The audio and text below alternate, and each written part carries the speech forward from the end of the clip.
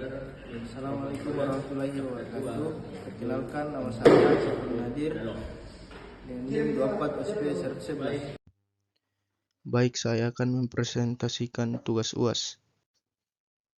Ini adalah topik pembahasan kita bagian A. Selanjutnya, jawaban. Di bidang pekerjaan mana diaplikasikan mata kuliah mesin listrik khususnya di generator? Yang pertama, mata kuliah mesin listrik khususnya generator diaplikasikan pada di berbagai bidang pekerjaan, antara yang pertama pembangkit listrik PLTA, PLTU, PLTG, PLTS, dan PLTB. Yang kedua, industri manufaktur atau genset, sistem tenaga dan cadangan, perusahaan kelistrikan atau PLN, dan kontraktor listrik.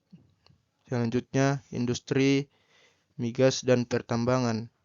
Selanjutnya, transportasi, kereta listrik, kapal, dan pesawat. Selanjutnya, bidang energi terbarukan, maintenance dan commission sistem tenaga listrik. Yang kedua, apa itu mesin listrik? Mesin listrik adalah peralatan elektromagnetik yang berfungsi mengubah energi listrik menjadi energi mekanik, seperti motor listrik, atau energi mekanik menjadi energi listrik, yaitu generator. Yang ketiga, apa itu generator listrik? Generator listrik adalah mesin listrik yang mengubah energi mekanik menjadi energi listrik berdasarkan prinsip induksi elektromagnetik atau hukum Faraday. Yang keempat, uraikan klasifikasi pembagian jenis-jenis generator listrik. Generator listrik dapat diklasifikasikan sebagai berikut. Yang pertama, berdasarkan jenis arus keluarannya, generator AC atau alternator, generator DC. B. Berdasarkan sistem eksitasi, penguatan sendiri atau self-excited, penguatan terpisah atau separately excited. Yang ketiga, berdasarkan kecepatan dan konstruksi, generator sinkron dan asinkron. Apa itu generator sinkron dan asinkron? Generator sinkron, kecepatan rotor sama dengan kecepatan medan magnet stator. Kalau generator asinkron, kecepatan rotor tidak sama dengan kecepatan medan magnet atau mengalami slip. Yang keenam, generator listrik jenis apa yang terpasang secara umum untuk melayani listrik ke masyarakat? Generator yang umumnya digunakan adalah generator AC sinkron alternator karena tegangan stabil, mudah ditransmisikan jarak jauh, efisiensi tinggi. Yang ketujuh, bagian mana prinsip kerja generator listrik AC? Generator AC bekerja berdasarkan induksi elektromagnetik. Rotor berputar karena energi mekanik. Medan magnet berputar memotong kumparan stator. Timbul gaya gerak listrik induksi. Tegangan keluar berbentuk arus bolak-balik atau AC. Nomor 8. Bagian mana prinsip kerja generator listrik DC? Generator DC bekerja dengan rotor berputar dalam medan magnet, timbul tegangan AC pada kumparan jangkar, komutator mengubah arus AC menjadi arus searah DC. Yang kesembilan, komponen utama generator listrik dan fungsinya. Stator, tempat kumparan dan pembangkit tegangan. Rotor, menghasilkan medan magnet. Sistem eksitasi, memberi arus medan.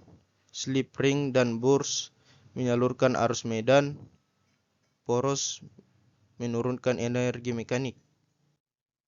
Selanjutnya, nomor 10. Komponen utama generator listrik DC dan fungsinya. Jangkar atau armatur, tempat gaya gerak listrik diinduksikan. Kumparan medan, menghasilkan medan magnet. Komutator, penyiara arus AC menjadi DC.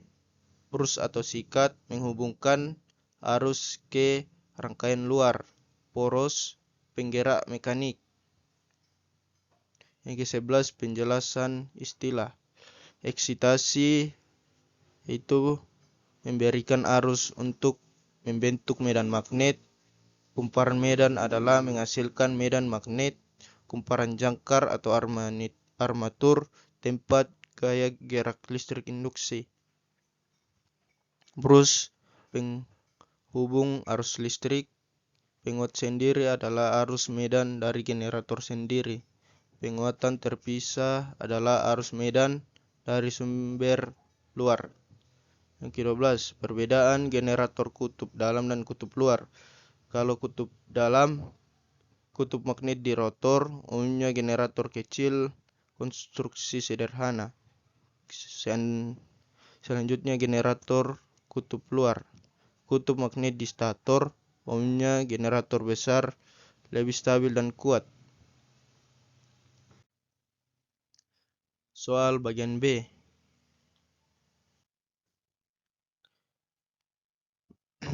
Jawabannya adalah yang pertama, diketahui tegangan generator ET sama dengan 11 karena NIM saya 24SP11, maka di sini nilainya 11.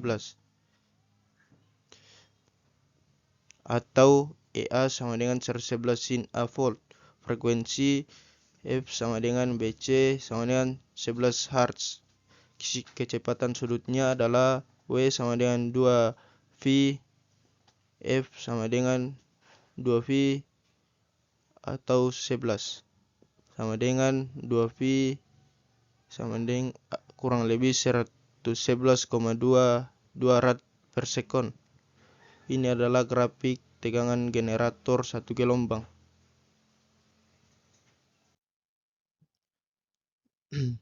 Bagian B, Vmax. Angka dari persamaan ET sama dengan 111 sin WT dan nilai maksimum sinusnya adalah 1. Vmax sama dengan 111 kali 1, jadi hasilnya adalah 111 volt. Bagian C, VA sama dengan 390 derajat. V volt sama dengan 111 sin atau 390 derajat. Gunakan identitas sudut. 390 derajat sama dengan 360 derajat ditambah 30 derajat. Sin 390 sama dengan sin 30 sama dengan 0,5. V volt sama dengan 111 dikali 0,5, hasilnya 55,5 volt. Bagian D, yang pertama, masukkan ke persamaan waktu. V sama dengan 111 sin WT,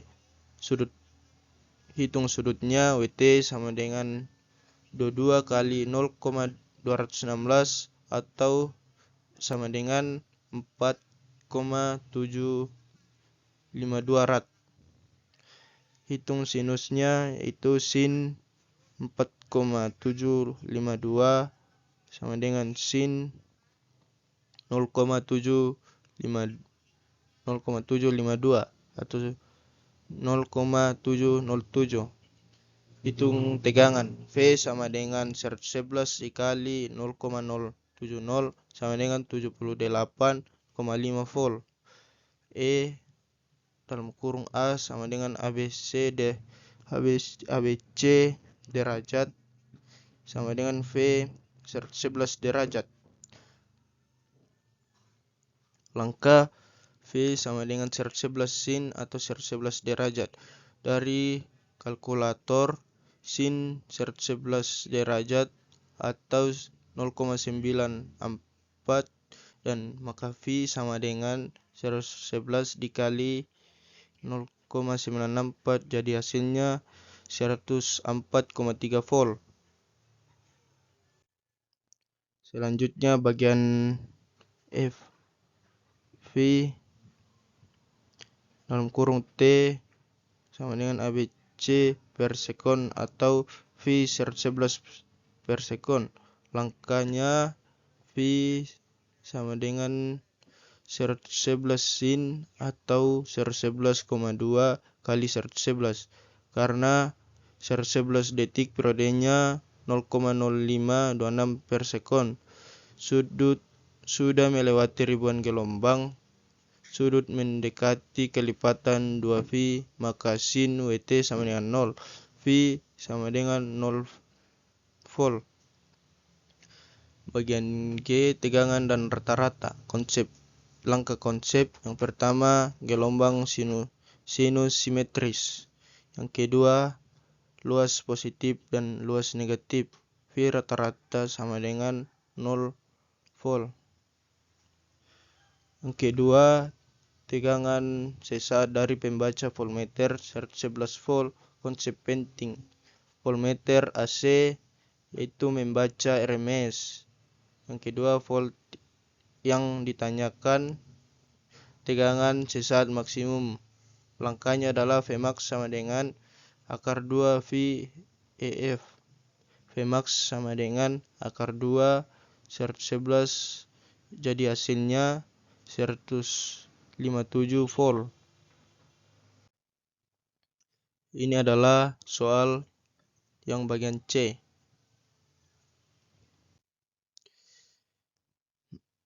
Yang pertama, ada berapa jenis beban generator dan penyebabnya? Jawabannya adalah jenis beban generator ada 3 berdasarkan sifat impedensinya. Yang pertama, beban resistif atau R, penyebab elemen panas, lampu pijar. Sifat hanya memiliki hambatan. Yang kedua, beban induktif R atau L, penyebab motor listrik, trafo atau kumparan. Sifatnya memiliki induktasi. Yang ketiga, beban kapasitif atau RC, penyebab kapasitor atau kabel panjang. Sifatnya memiliki kapasitasi. Nomor 2, jelaskan efek pada generator jika diberi resistor murni. Kaitkan dengan tegangan dan arus listrik pada sebuah grafik. Baik, ini adalah jawabannya adalah pada beban resistor murni. Yang pertama, arus sefasa dengan tegangan. Yang kedua, tidak ada pergeseran sudut fasa. Yang ketiga, faktor dayanya itu 1. Secara matematis, V sama dengan Vm sin Wt, 1 sama dengan 1m sin Wt. Ini adalah gambar grafik tegangan dan arus beban resistor sefasa. Selanjutnya nomor 3, apa yang dimaksud lagging dan apa penyebab kaitan dengan tegangan dan arus listrik pada sebuah grafik? Jawabannya adalah lagging adalah kondisi di mana arus tertinggi terhadap tegangan. Penyebabnya adalah yang pertama, beban induktif atau kumparan motor atau trafo. Yang kedua, induktor menahan perubahan arus. Secara teori, I sama dengan Im sin Wt kurang 90 derajat. Nomor 4, apa yang dimaksud lagging dan apa penyebabnya? Kaitkan dengan tegangan dan arus listrik pada sebuah grafik. Jawabannya adalah lagging adalah kondisi di mana arus mendahului tegangan. Penyebabnya yang pertama, beban kapasitif. Yang kedua, kapasitor menyimpan dan melepas muatan lebih cepat. Persamaannya adalah I sama dengan Im sin Wt ditambah 90 derajat.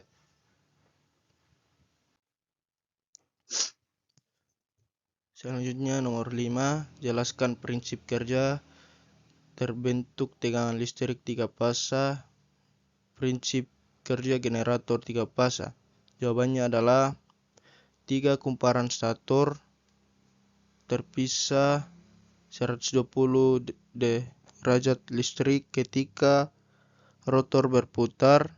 Masing-masing kumparan menghasilkan tegangan sinus dan tegangan berbeda fasa 120 derajat. Hasilnya adalah VR atau VR, PS dan VT selisih 120 derajat. Keunggulannya adalah yang pertama, daya lebih stabil, efisiensi tinggi, umumnya dipakai sistem tenaga. Yang selanjutnya nomor 6, bagaimana cara agar sistem listrik yang di kondisi lagging dapat berubah menjadi sefasa? Jawabannya, sistem lagging atau beban induktif dapat diperbaiki dengan yang pertama, menambahkan kapasitor secara paralel. Yang kedua, disebut kompensasif atau faktor daya. Efeknya, arus dari kapasitor atau leading menetralkan induktif. Yang kedua, faktor daya mendekati 1. Sistem menjadi sefasa. Selanjutnya, nomor 7, diketahui sistem generator 3 fasa dengan persamaan tegangan fasa. VR sama dengan ABC sin A, VS sama dengan ABC sin A kurang 120 derajat, VT sama dengan ABC sin dalam kurung A kurang 240 derajat. Dari NIM saya adalah 24 USP 111, diperoleh ABC-nya adalah 111 karena NIM saya 111. Yang kedua, sudut A sama dengan 90 derajat. Perhitungannya adalah yang pertama, tegangan fasa R. PR sama dengan 111 sin 90 derajat karena sin 90 derajat sama dengan 1, maka VR sama dengan 111 volt. Yang kedua, tegangan fasa S. VS sama dengan 111 sin 90 kurang 120 derajat. VS sama dengan 111 sin dalam kurung min 30 derajat. Karena sin min 30 derajat sama dengan min 0,5, maka VS sama dengan min 55,5 volt. Yang ketiga, tegangan fasa T. VT sama dengan 111 sin dalam kurung 90 derajat dikurang 240 derajat. VT sama dengan 111 sin dalam kurung min 150 derajat karena sin min 150 derajat. Hasilnya adalah min 0,5, maka VT sama dengan min 55,5 volt. Penjelasannya adalah tanda negatif pada VS dan VT menunjukkan bahwa kedua tegangan tersebut berada pada setengah gelombang negatif terhadap tegangan referensi VR. Hal ini terjadi karena pada setiap generator 3 fasa, setiap fasa memiliki beda sudut 120 derajat. Kondisi ini sesuai dengan prinsip kerja generator 3 fasa yang menghasilkan tegangan seimbang. Kesimpulannya adalah pada sudut A 90 derajat diperoleh VR sama dengan 111 volt, VS-nya adalah min 55,5 volt dan VT sama dengan min 55,5 volt.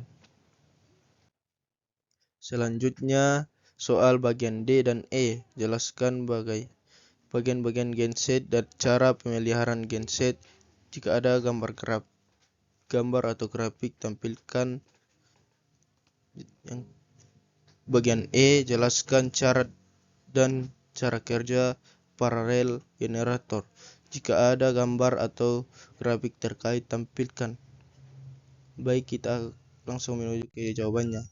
Jawaban bagian D adalah jelaskan Yang pertama, tas bagian A. Mesin penggerak mesin berfungsi sebagai sumber tenaga mekanik untuk memutar generator, biasanya menggunakan diesel atau bensin. Selanjutnya, komponen utama mesin. Yang pertama, lebih menghasilkan gerak mekanik, sistem bahan bakar atau tangki, filter, pompa, dan injektor. Sistem pendingin adalah radiator, kipas, cairan pendingin. Sistem pelumasan adalah oli mesin, pompa oil. Selanjutnya, sistem pembuangan knalpot. Bagian B adalah genset atau alternator, mengubah energi mekanik menjadi menjadi energi listrik. Bagian utama adalah yang pertama rotor, bagian berputar, yang kedua statistik, bagian kumparan diam penghasil listrik. Eksiternya adalah pena. Bagian C, panci, mengontrol dan memantau operasi genset. Fungsinya adalah yang pertama saya atau proteksi kelebihan beban, panas lebih, tekanan oil rendah. Yang ketiga, genset cara pemeliharaan. Yang pertama, pemeliharaan harian, yaitu pemeriksaan oil saya, cek radiator udara, periksa bahan bakar, pastikan tidak ada kebocoran. Yang bagian B, pemelihara mingguan, genset panaskan kurang lebih 10-15 menit. Cek tegangan dan frekuensi. Selanjutnya, periksa kondisi aki. C, pemeliharaan berkala, bulanan atau yang pertama ganti oli mesin, yang kedua bersihkan atau ganti filter udara, yang ketiga ganti filter bahan bakar, yang keempat kencangkan baut dan koneksi kabel, yang kelima bersihkan generator dari debu.